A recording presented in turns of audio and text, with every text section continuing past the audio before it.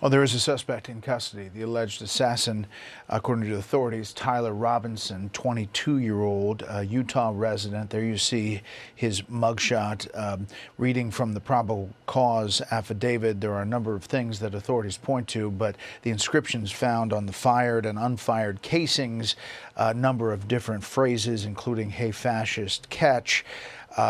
And this is leading authorities to believe, as they put this case together, that Tyler Robinson acted alone. There are more questions to come.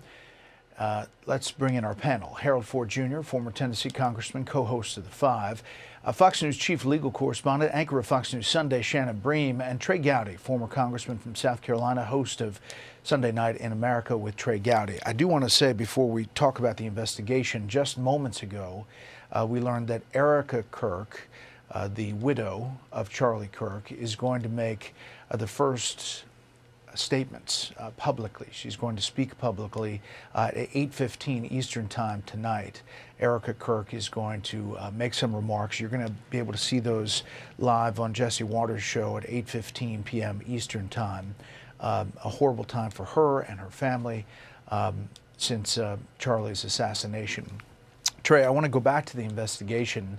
As a former prosecutor yourself, what you see here and how authorities piece all of this together.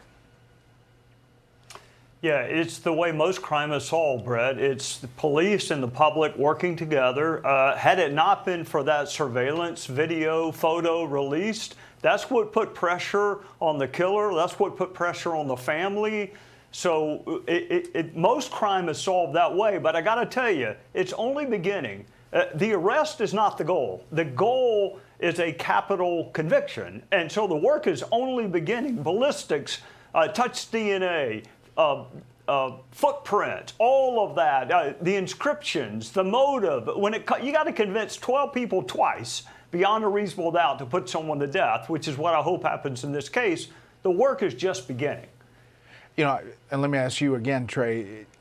They say he acted alone, but they also point to messages he had with a roommate in which he was saying he was dropping the rifle and this is where he was going to pick it up.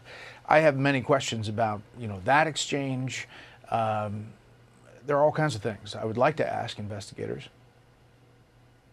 Yeah, I would like to ask the timing of the question. The question was about shootings, and that's when Charlie was executed, was assassinated.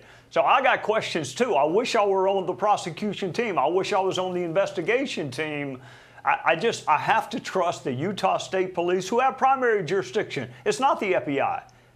Murder is almost never a federal crime. It's the Utah Police with FBI assistance. I got 1,000 questions like you do, Brett. It's hard to believe that no one knew that this was going to happen, but belief doesn't get you a conviction. You got to get evidence. Yeah. Shannon, commentary, how to break a generation. This is Abe Greenwald. The suspect in the killing of Charlie Kirk is 22 years old. The perpetrator of the Annunciation Church mass shooting, 23 years old. The alleged gunman in last December's killing of the United Healthcare CEO Brian Thompson, 26 years old. And the shooter who attempted to assassinate Donald Trump in Butler, Pennsylvania, 20 years old. What happened to Gen Z?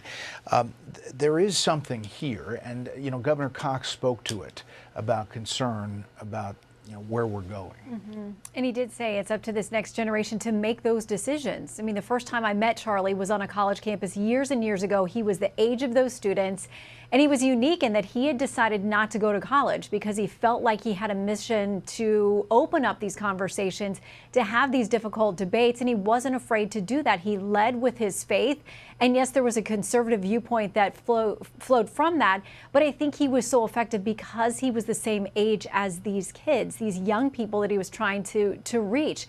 But it's also the same group that is easily radicalized when conversation stops, when they spend their life on online platforms and places that adults and their parents and others are not going to be looking into what they're saying and doing.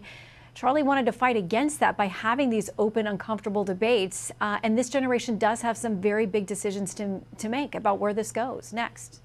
Harold, you've talked about our better angels talking better to each other, debating like Charlie welcomed. But there have been some ugly things out there. Virginia Governor Glenn Youngkin put out on X that Chesterfield County School Board Chair Dot Heffron must immediately resign after her comments promoting the murder of Charlie Kirk. Nobody who would cheer murder should be allowed within 100 yards of a student. I call on leaders from both parties to not only publicly condemn her despicable comment, rebuke any endorsement she has made, but also join me in demanding her resignation. This is in Virginia.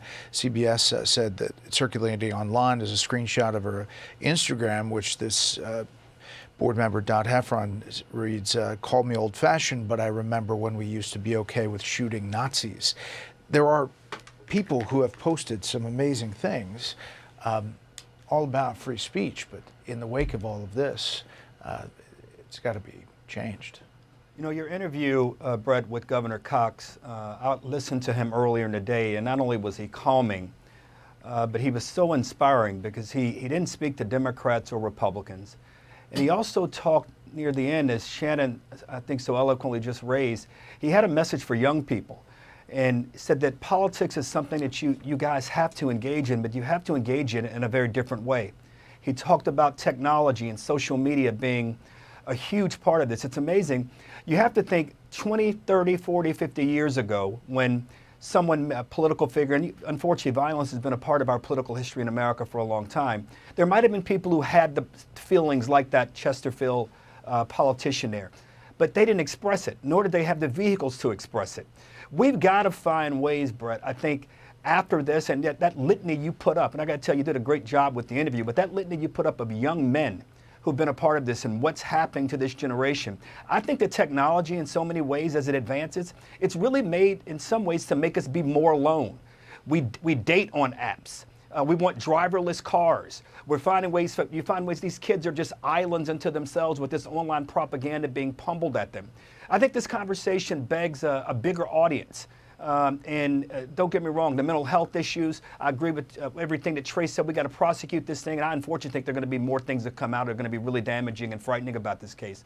But we need a bigger conversation about what's happening to this young generation of men who can't seem to express themselves but through rage and violence when it comes to politics. You know, Shannon, we just saw today the Vice President delivering via Air Force Two the casket of Charlie Kirk back to Arizona. And the fact that Erica Kirk is going to speak tonight publicly for the first time is really quite something. It suggests, as the president said this morning, perhaps, that she may take the baton here. Yeah, she in her own right is very strong, very brave, very intelligent, if you've heard her speak. And she's talked openly about just how brave she thought her husband was leading up to this point. But she is somebody who is very well equipped. She's got a lot of support, but she alone is very strong, and I would not be surprised to see that she begins to lead this conversation moving forward. We can see it tonight, 8:15 Eastern Time. Panel, thank you very much. Hey, it's Will Cain. Click here to subscribe to the Fox News channel on YouTube. It's the best way to get our latest interviews and highlights. And click to subscribe to the Will Cain podcast for full episodes right now.